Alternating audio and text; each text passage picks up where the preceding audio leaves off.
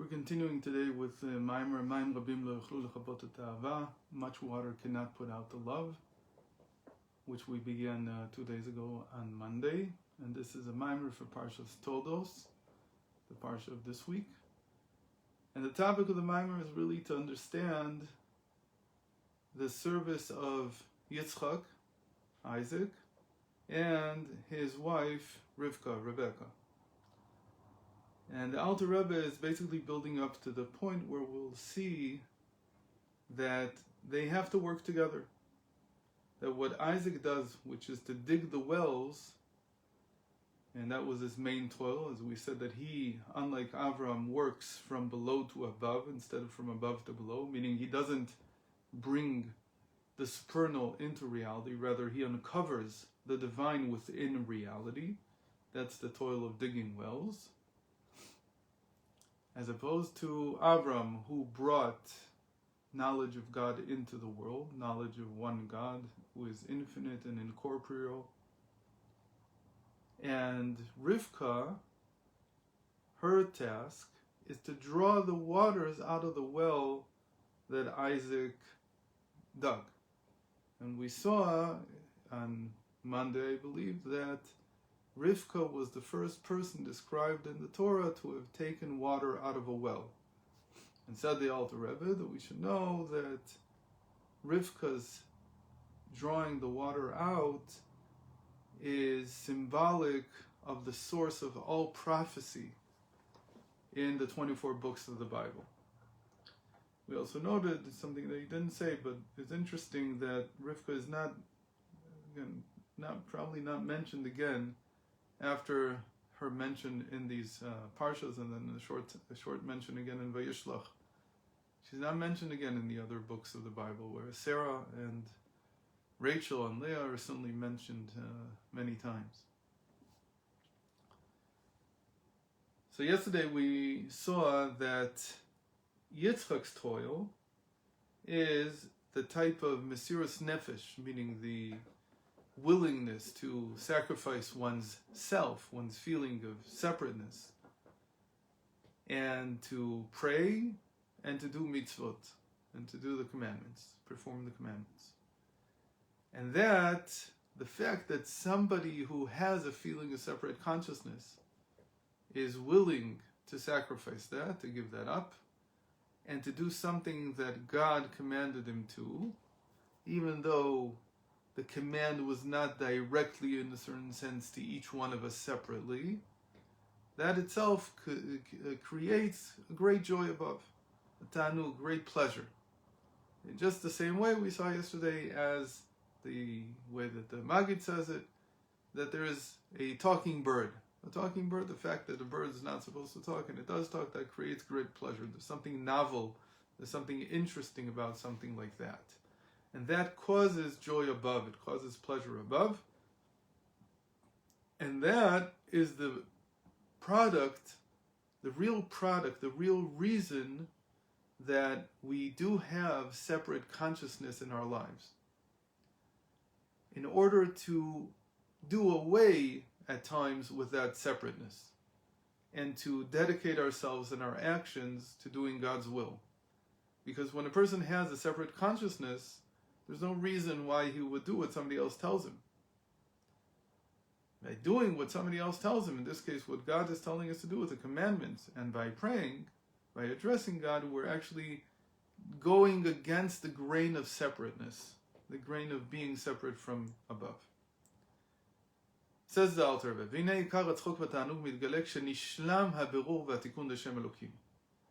We saw that the separateness is created by the name Elokim, as opposed to the name Havaya, the essential name, the four-letter name.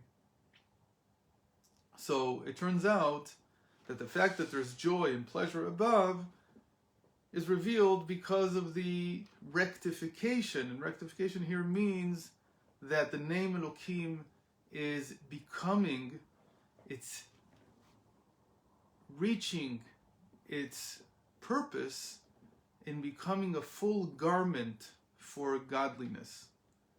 Meaning that there's the Elokim, seeing, to say it another way, we could say that if we're able, like Isaac, to reveal the divinity within nature, then we have really brought the name Elokim, which creates nature, which governs nature, to its ultimate purpose. Because it was meant to be like a garment concealing the divinity, but not concealing it to the point where it's not known that it's inside. In the same way that if a person would walk around with a sack over his head, and you couldn't tell who he is, you'd say those garments are not becoming of him. The whole purpose of the name Elokim, the name that creates nature, is to bring reality to such a place where on the one hand, we can face divinity. It's not too bright, it's not too shiny, it's not too much for us to handle. So for that we need the garment aspect of it, some concealment. On the other hand, if you can't see the face and you don't know who's behind the garment, then you haven't done much. So there has to be that the nature of Elokim would be such, the garment would be such that on the one hand it's concealing, on the other hand it is allowing you to comprehend who's behind the garment. In this case, nature revealing divinity. The more nature reveals divinity, the more Elokim has come to its purpose. Now, the amazing language that's used here, as we'll see in a moment, is that it comes to its end. End in the sense of purpose, but it's a very exact term. We'll see it in a moment. What does it mean that Elokim comes to its end? It comes to its final state. וכמו במעשה בראשית כתיבה אלוקים את כל אשר עשה והנה טוב מאוד וילכו על השמיים. In the same way that at the end of the account of creation, it's God himself who says, this is all very good, meaning I see that this is good. Because where God left creation, it was in such a state that you could tell that there was goodness in it. And behold, it was all good, says God. God looked at everything that he had done, at everything that he had created, and he said, behold, it is all very good. The very fact that you can say that something is good, something is pleasurable, something is beneficial, you can see it, that itself indicates that there's goodness in it. So you can see the goodness. That was the state of creation at the end of the sixth day, and then and the description in the Torah is Vayichulu Hashamayim, that the heavens and the earth were finished. That's what it's called. It's called reaching its end. And now the Alter Rebbe uses the exact halachic term. There's a halachic term for this, which coincidentally enough, or as we say, by divine providence, this is exactly the topic of the 3 chapters of Rambam, of Maimonides' Code of Law that we learn every day. Shebigmal kol hamelacha, at the end of all the toil, nidgala ta'anug. That's when you reveal the pleasure in the object that is finished now, that it's reached its end. In the case of what we're learning in the Rambam, for instance, we're talking about when do you have to give a tithe, a tenth of your produce. And in general, the statement is, we've just learned 4 chapters on this, there's a lot of details to it, but in general the statement is that you have to give the tenth, the tithe, once the fruit has reached the end of its work, the end of its toil, when it's ready to be enjoyed. In the same way, the world has to reach a state in which you can enjoy it. What does it mean to enjoy the world? So as we just said, it means that you can see the divinity within nature. כך על דרך זה עכשיו העסק הוא להיות עובד אלוקים. In the same way, our duty now is to be a servant of Elokim. That's what it's called. It's interesting that the Navi, the prophets, they don't call this to be a servant of Havaya, to be a servant of God's 4-letter name. They say you have to be a servant of Elokim. Why of Elokim? Because Elokim, that's the name of concealment. That's the name that's the sheath, the garment over Havaya. And so we're toiling to make it known that everything within nature is really divine. So what God did at the end of his 6 days of creation, and he reached a state where he looked at everything and he said, it's all very good, we also are trying to come to that with our own work, so that we can say, we looked at everything and we said it's all very good. The very good, good actually is one of the synonyms for God himself. In fact, in English, when you say God, you actually are saying good. So in English, it's even more powerful. That you say it was all very good / God. It's all very God. Everything that I see is really godliness. That's the toil of Elokim, of the name Elokim. Le'athapcha lechashucha lenahora, to transform the darkness into light. Uvegvar v'shleimut v'berurim azay ktiv v'techadesh pnei adama. And at the end of all these clarifications, all this toil, then it says that God will renew the face of the earth. Yismach Hashem b'ma'asav. Hashem will have joy, will have pleasure from His creations. V'yeh giluy hatzchok v'ta'anug. And then that's the time when the laughter and the pleasure comes out. It will be revealed. Meaning there was always pleasure and joy in reality, but it couldn't be seen because the garment wasn't worked on, wasn't rectified enough to reveal what it was concealing. And the garment, again, is why nature looks to us to be void of godliness, because it's covering up Havaya, it's covering up God's four-letter name. But through our work in this life, in this world, in this reality, we uncover that part, that we rectify the garment in such a way that it can uncover what's behind it. And what's behind it is godliness. That's why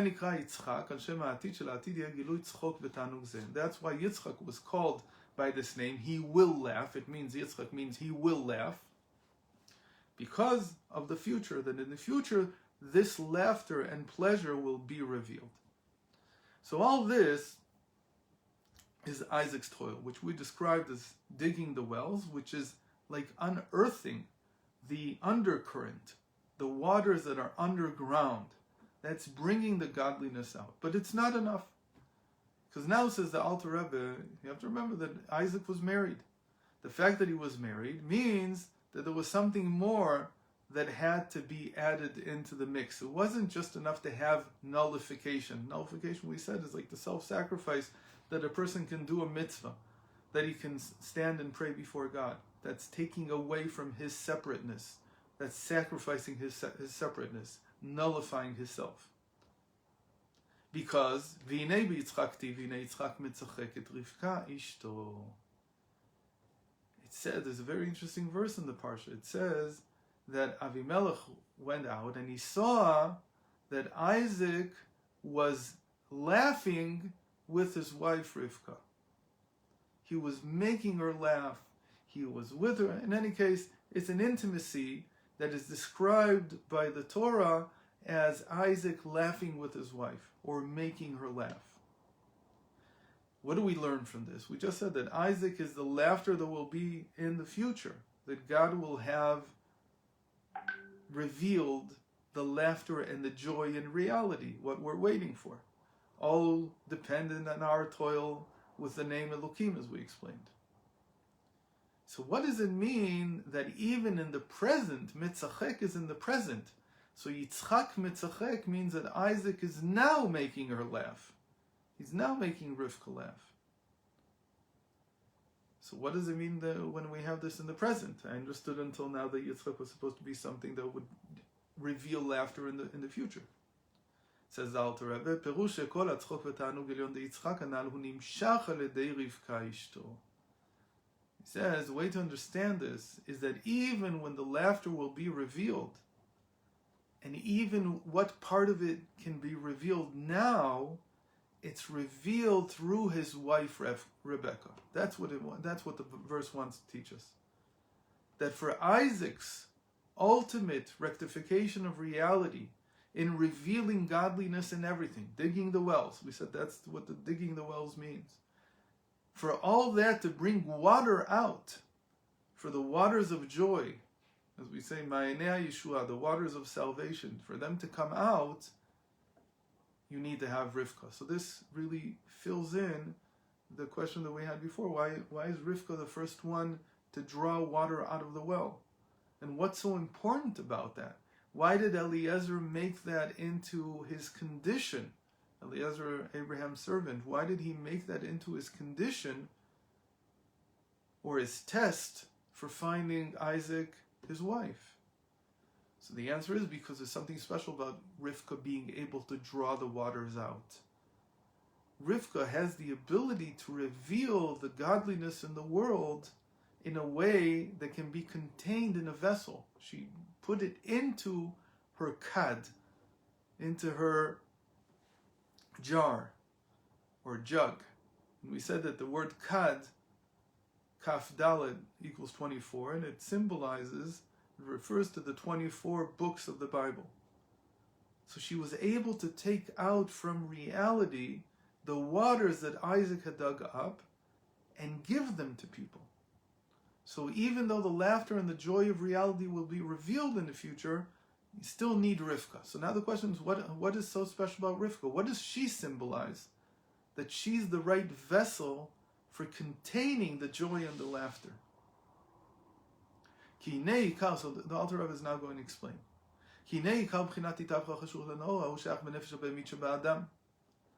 The main task of rectifying reality is what we do on ourselves, of transforming darkness into light in our animal soul.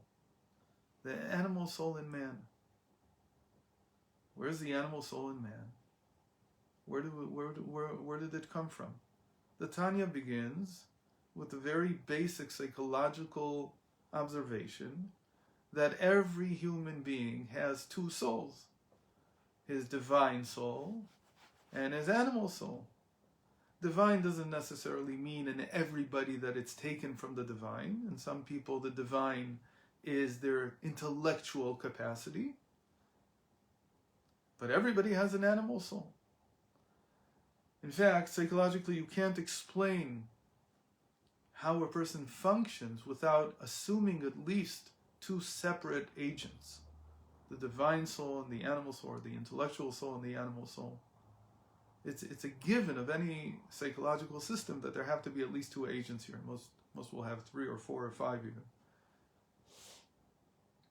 So where did this animal soul come from? But in any case, before answering where it came from, just to stress again, the Alter Rebbe is saying what we call transforming darkness into light, the toil of working on this world, the toil of transforming Elohim into a garment that reveals divinity, that is stressed. It focuses, that toil, that type of work, focuses on our animal soul.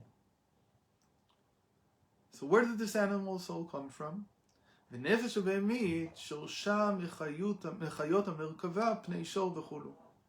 comes from the chariot that Ezekiel saw.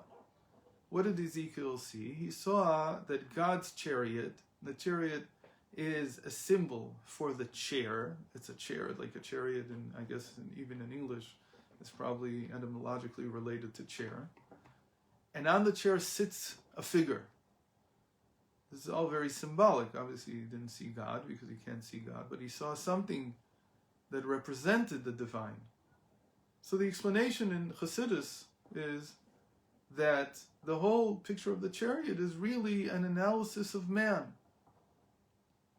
And what is man? Man has a driver that represents the divine soul in man, which is supposed to drive the chariot and lead it where it should go.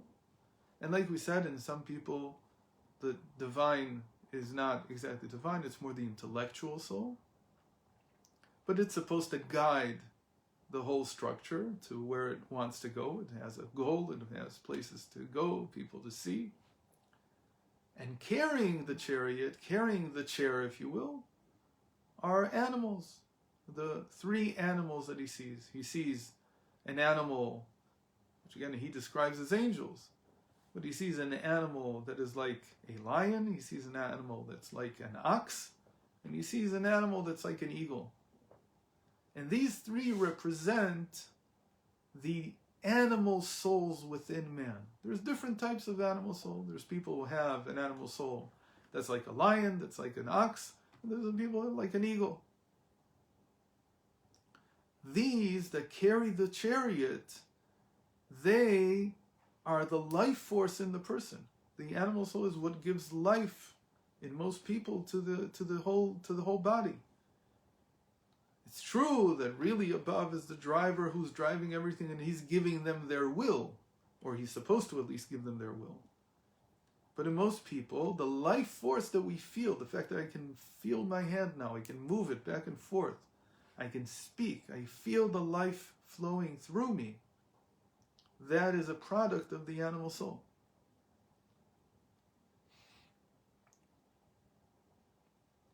And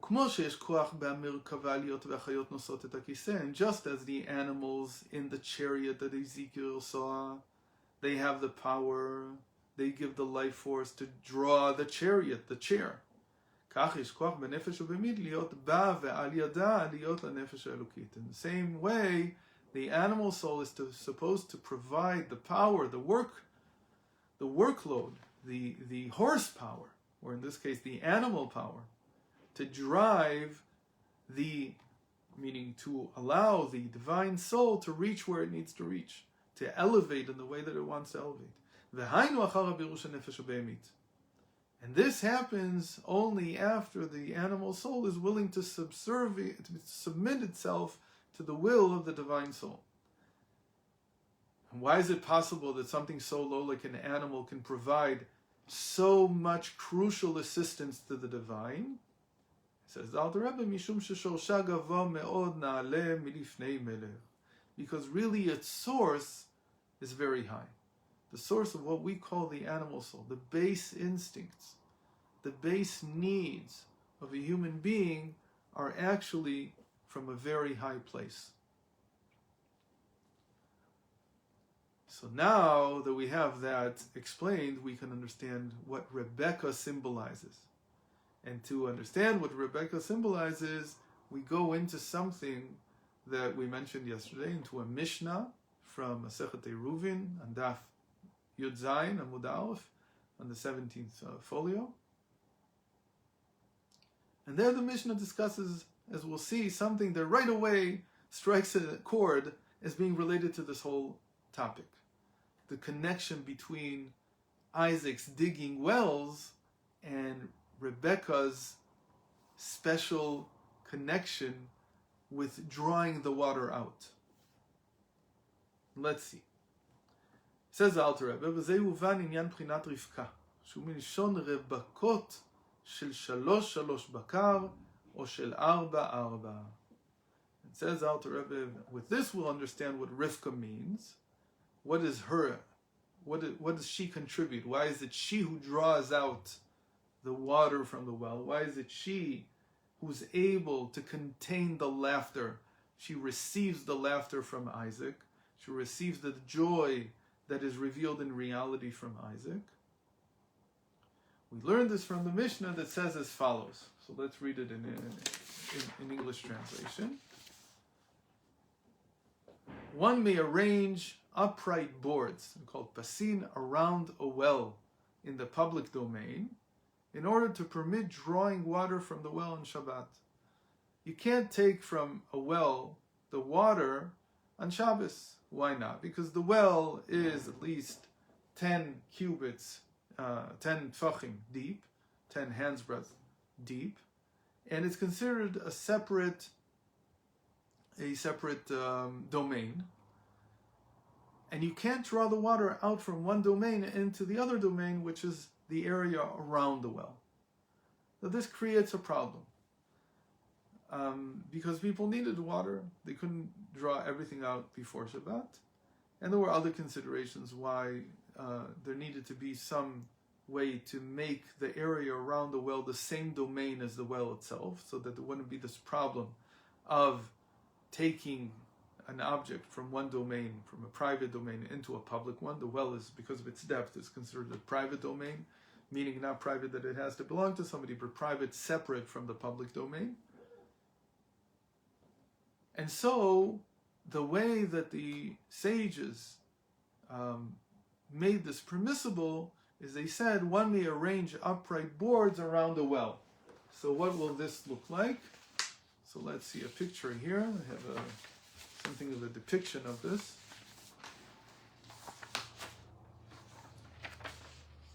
So we have something like this. I think I'm covering up part of it. So we have the well here in the center. And they put boards up here in the corners. It's very hard to do this. It's like doing it backwards. But you see them in the four corners. There are boards. They create like a perimeter around the well. And the moment that this perimeter is up, even though it's not closed, then the whole area that the boards contain, that they are perimeter for, it becomes one domain. And then you can take the water out of the well, you can draw the water out, and you can use it inside that domain. So that's how the Mishnah begins. And words of explanation: a well is usually at least 4 handbreadths wide and 10 handbreadths deep. Therefore, it is considered a private domain, and it is prohibited to draw water from it on Shabbat. That would constitute a violation of the prohibition to move things or carry them from one domain, from a private domain into a public one. So the sages instituted a virtual partition, which is built in the area surrounding the well, so that the enclosed area could be considered a private domain, the whole area around the well, thus permitting use of the well and the carrying of water within the partitioned area.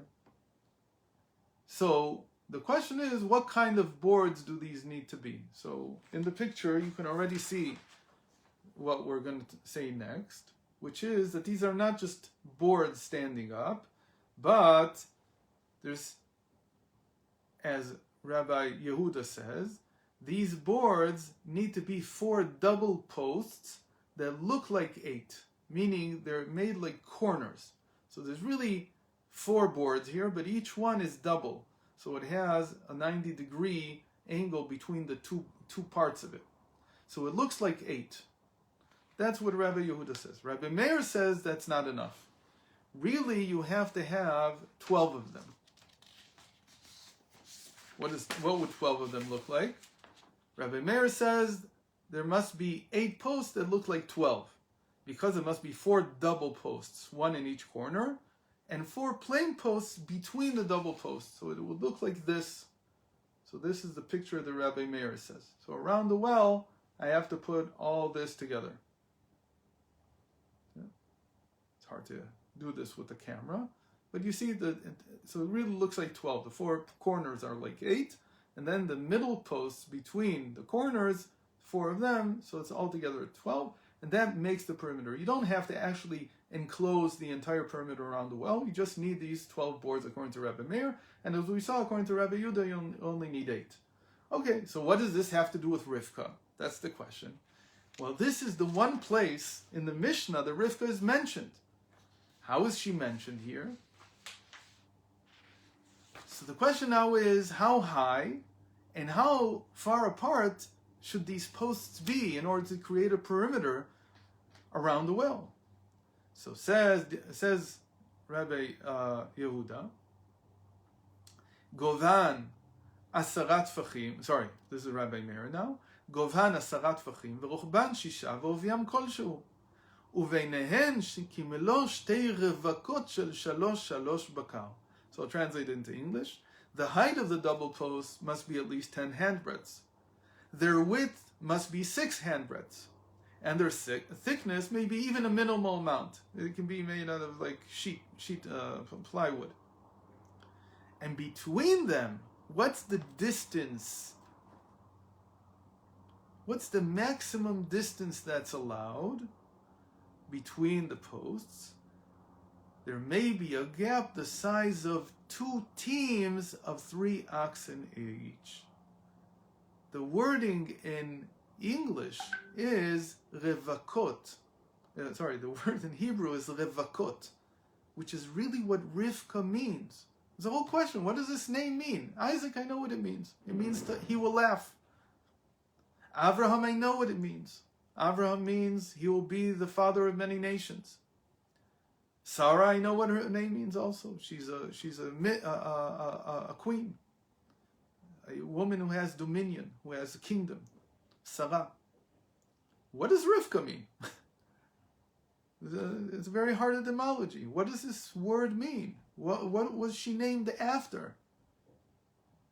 So comes the Mishnah and tells us that the meaning of Rivka is a team of oxen.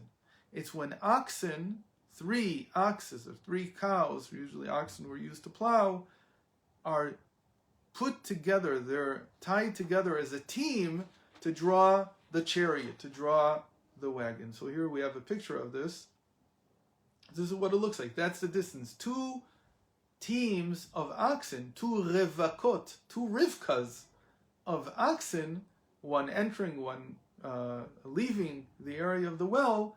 That's the maximum distance between the 2 posts on each side, and that's the maximum distance you can put for these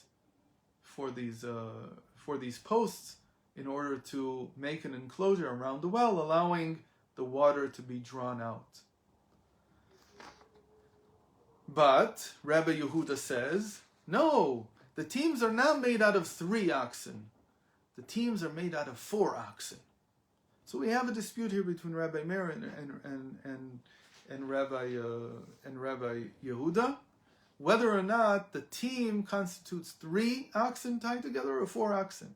In any case, before getting into the significance, which the Alter Rebbe will in a moment, it's incredible to see the striking connection to our Parsha. This Mishnah from Eruvin is really talking, in its inner sense, about the relationship between Rivka and Isaac. The well is obviously a symbol for Isaac. And Isaac is like a man unto himself. It's what we called in the Mishnah the private domain.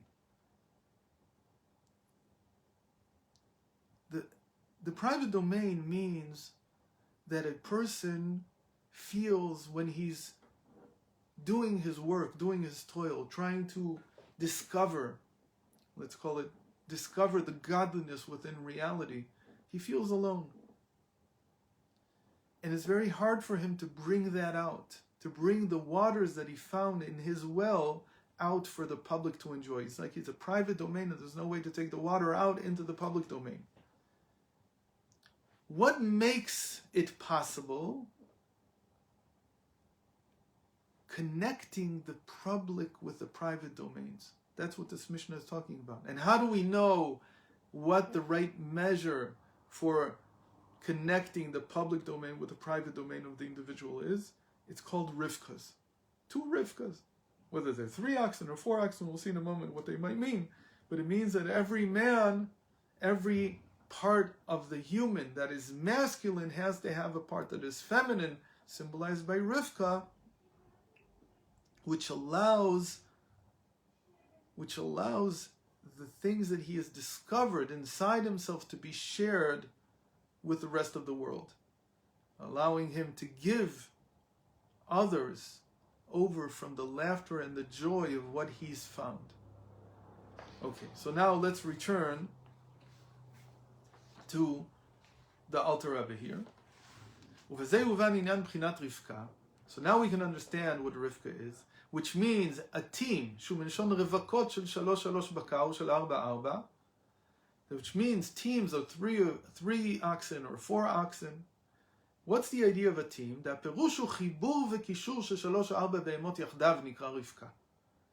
3 or 4 oxen tied together, they're connected to one another. That is what's called a rivka, rivaka, but it's the same word.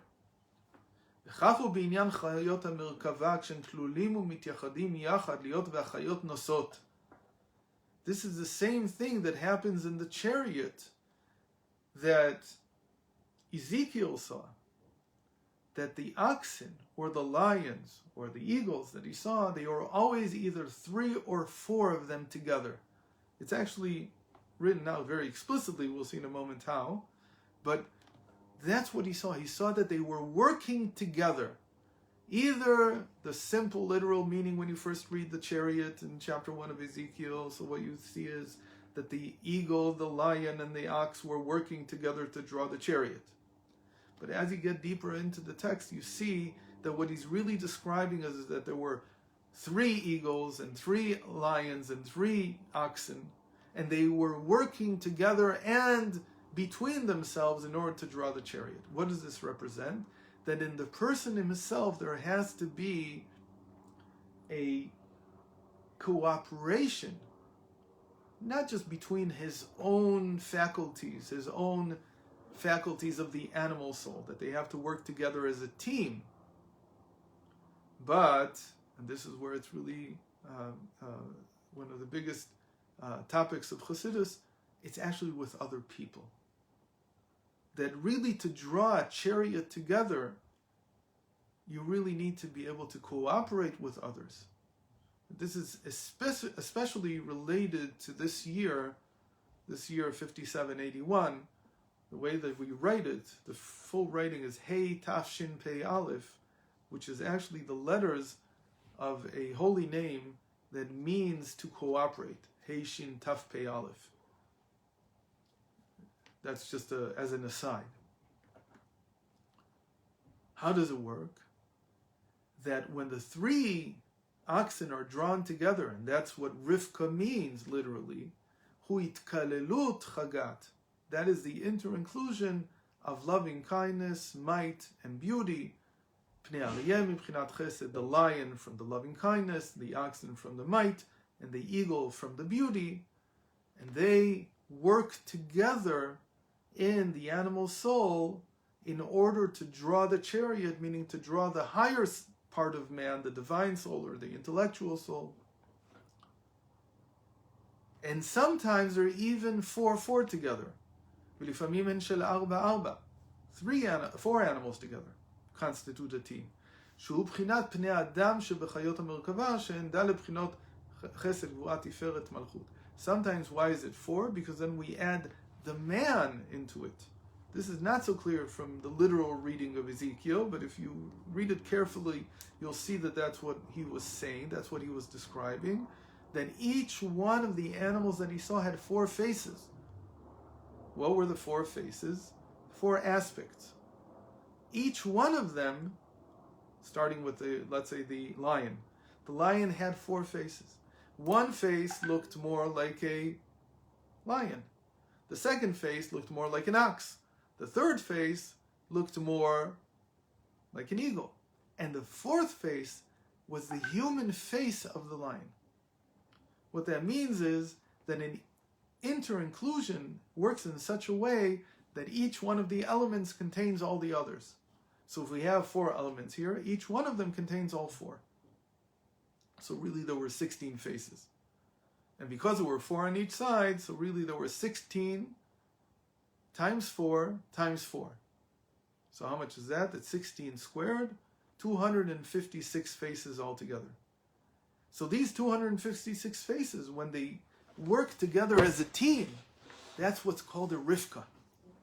So Rivka is the ability to inter-include. It's the ability to bring, whether it be in the individual, the different parts of the animal soul together, to work together in order to support and aid the divine soul.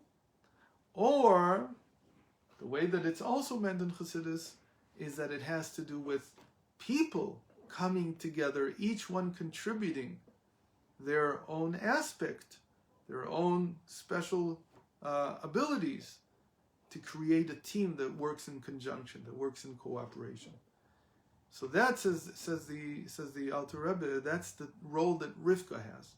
When you have a Rivka like this, when you have a team coming together in this way, again, either in the individual or with other people, then the waters can be drawn from Isaac's well. Then you can take from the private domain into the public domain. In that sense, it's almost like saying that if we're talking about there being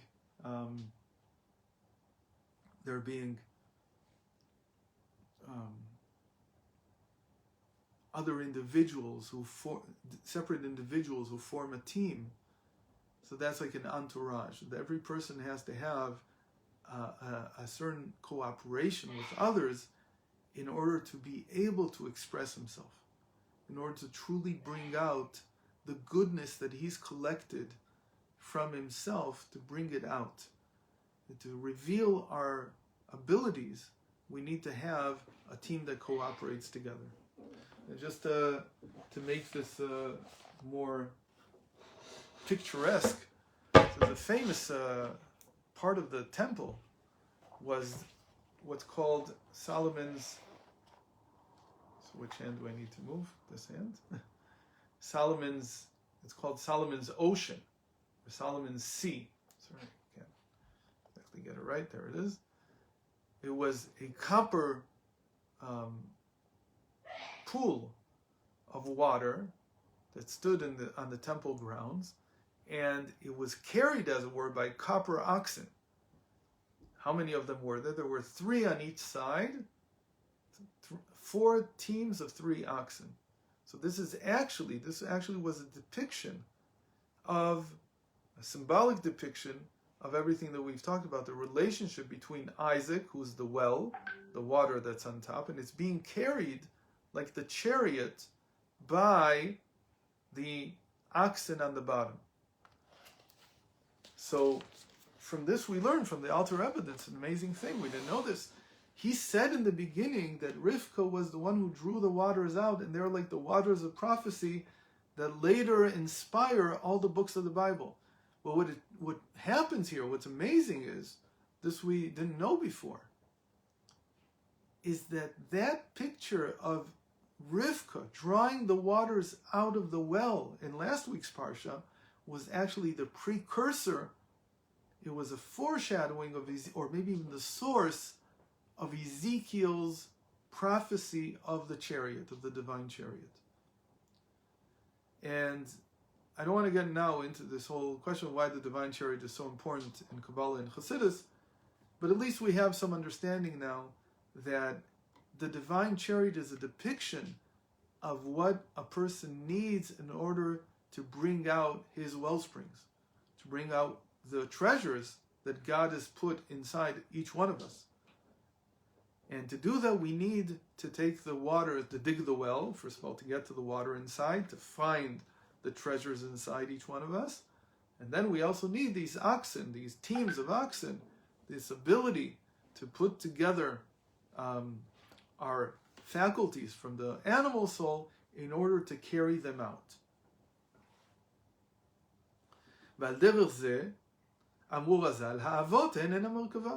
Indeed, now we understand much better why the sages said that the patriarchs are like the divine chariot, because they themselves are the 3 powers of loving kindness, might, and beauty.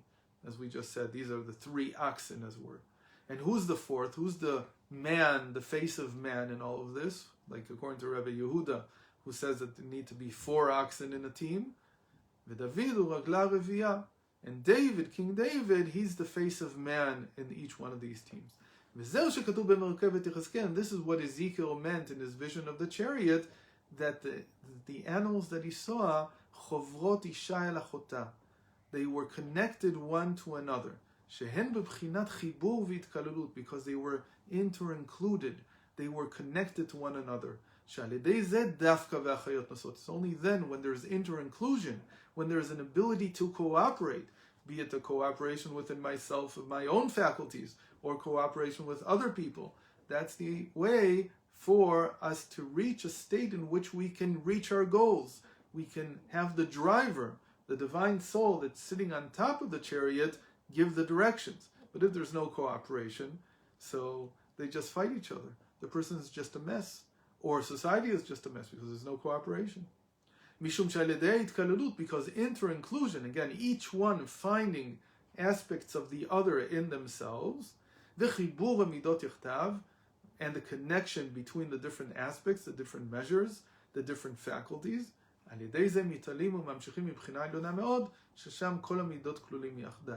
when this cooperation is achieved, then the chariot becomes a conduit, it becomes a vessel for that unification, the ultimate unification that is above in godliness.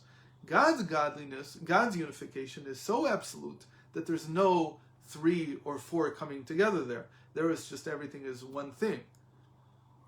But the way that we form that here together is through this inter-inclusion, when there's true cooperation, true love between people, true ability to appreciate each one the task at hand for that can be fulfilled by the others. Now he's going to focus for a few minutes just on the one individual. When a person has inter-inclusion of his own faculties, of the faculties of his animal soul, which are really love of God, loving kindness is love of God, and might is fear of God, and the awakening of compassion, that's beauty. The animal soul has, in this case, love and fear and compassion for who? In this case, not God, but for the divine soul that has come down and had to enter in this lower realm, this difficult realm that we all live in, where godliness is not apparent, neither outside of us and not inside of us. And so it's very painful for the soul to have to come down to such a place. Every time a child is born, it cries. Because there's the first realization that, what did I do? Where am I? Why did I come into a place where godliness is not apparent? Why did I come into such a difficult reality? The animal soul has to have pity, in a certain sense. The person, we identify with our animal soul, so I'm calling it the animal soul. But we have to have pity on ourselves. It's painful for the divine soul to come down into our reality. But that's what we have. We have within us a spark of divinity that has come down, at least a spark, it could be a whole soul. And it's come down into this very difficult reality. And in this reality, we're expected to find godliness, like Isaac, to dig the well and figure out where's the water underground, where's the godliness underneath the external reality, the superficial reality that we see. So this ability to inter-include, to cooperate, and serve the divine soul, trying to allow it to fulfill its duty, זהו נקרא בחינת רבקה של 3 בקר, שמידות נפש הבהמית מתבררים מקליפת נוגה ועולים להשם. So when the animal soul becomes submissive to the divine soul, because it feels that really, again, the animal soul is my needs. My need to eat, my need to drink, my need to sleep, my need to have a family, all my natural needs, when they become submitted to helping my divine soul, that is what's described as a rivka of oxen, as a team of oxen driving the revelation of the divine within me. So again, the wells, let's sum it up for today, the wells that Isaac excavated, that he dug,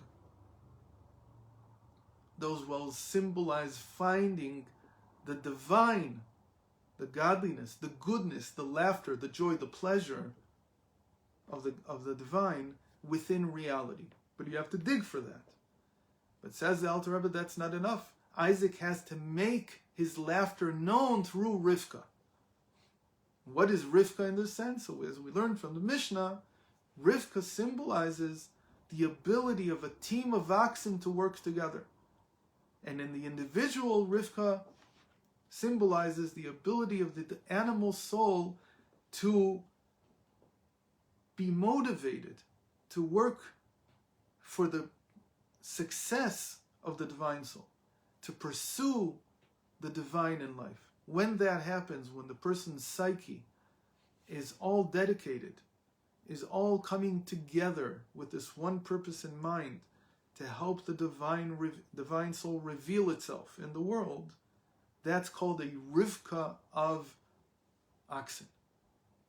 And they need to work together. Isaac needs to work with Rivka. It's not enough to just have self-sacrifice and just to pray and do mitzvos, which is the digging of the wells. There has to also be a healthy state of cooperation in the psyche so that this can be revealed, so that Rivka can draw the waters out from the private domain and bring it into the public domain so that it be known in the world. So that's as far as we've come today. And God willing, tomorrow and hopefully on Friday, we'll try to wrap up. I don't think we're going to finish the entire Mimer this week, but at least we got through the main topic, which was Isaac and Rebekah.